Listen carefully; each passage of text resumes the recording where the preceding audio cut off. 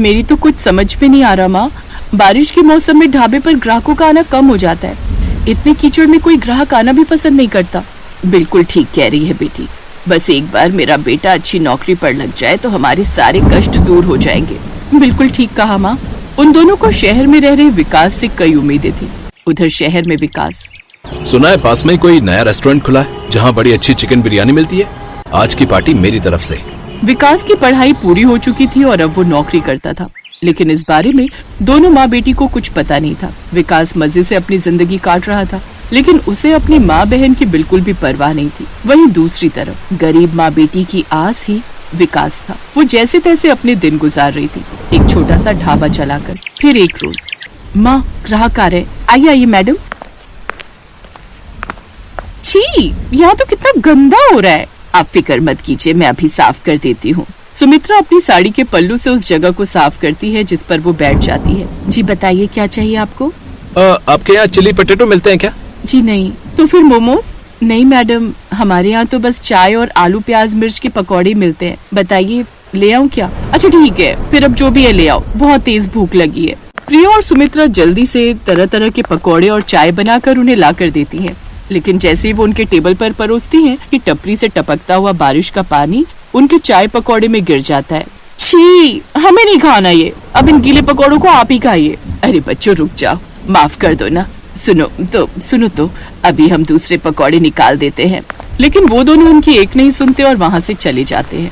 हे भगवान, बड़ी मुश्किल से कुछ ग्राहक आए थे, वो भी चले गए। घर में वैसे ही खाने के लिए कुछ नहीं है।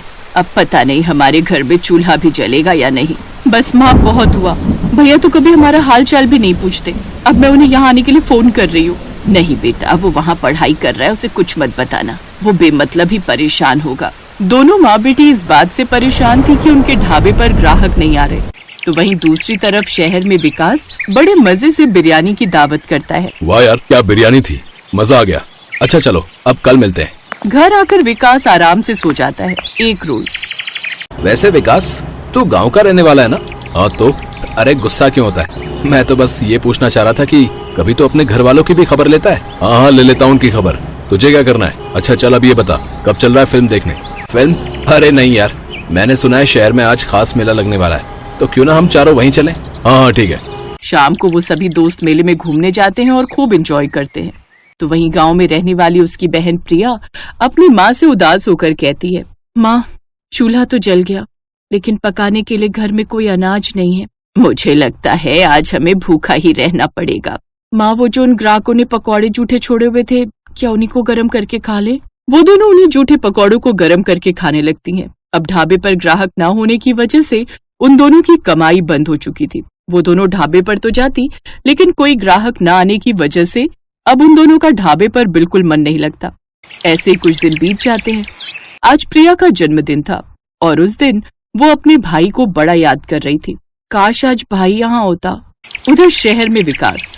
अरे रोहन कहाँ है यार, जल्दी आ, हम साथ में पार्टी करेंगे। नहीं यार, आज नहीं आ पाऊंगा। वो क्या ना, आज 30 सितंबर है और आज मेरी बहन का जन्मदिन है, तो इस दिन मैं उसके साथ ही रहता हूँ। आज 30 सितंबर है, आज तो मेरी बहन का भी।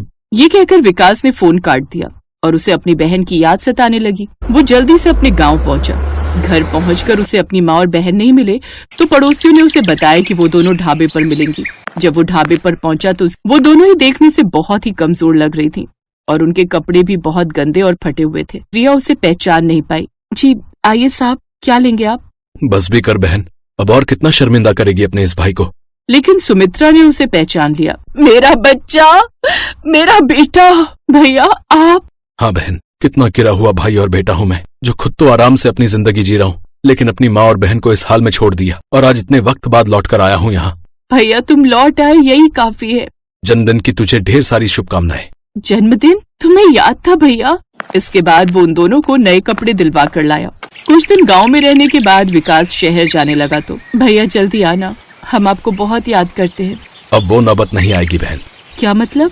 मतलब ये कि अब से तुम दोनों भी मेरे साथ ही शहर में रहोगे। आप दोनों भी अपना सामान बांध लो।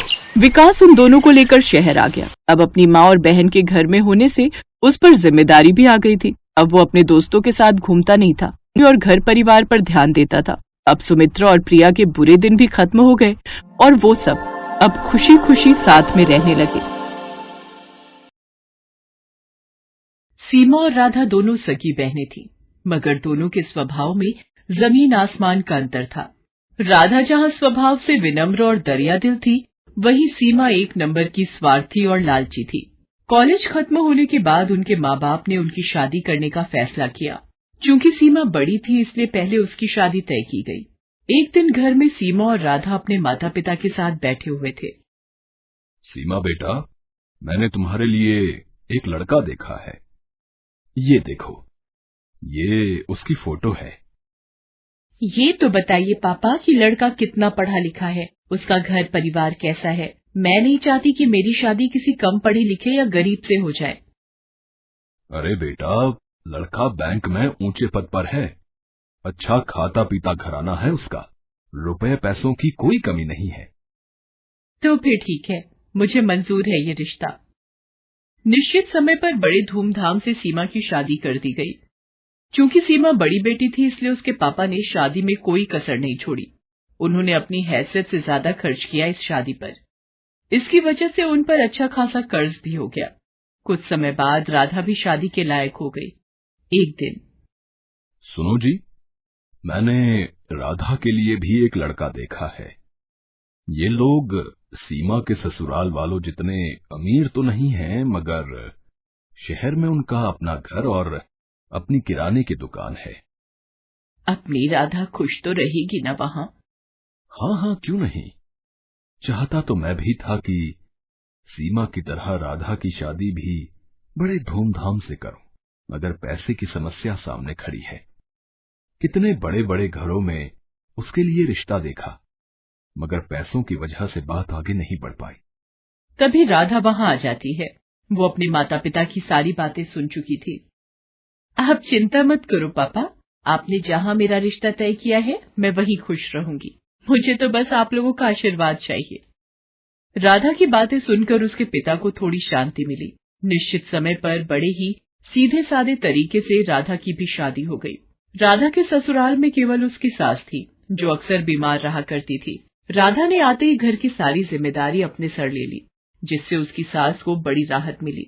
राधा दिन भर घर का काम करती थी और समय मिलने पर वह दुकान के कामों में अपने पति का हाथ भी बटाती थी। उधर सीमा की जिंदगी ऐशो आराम से गुजर रही थी। कभी शॉपिंग तो कभी किटी पार्टी। उसका सारा समय इन्हीं चीजों में बीतता था। एक दिन राधा और उसके पति दुकान पर थे, तभी वहां एक चमचमाती कार आकर रुकी।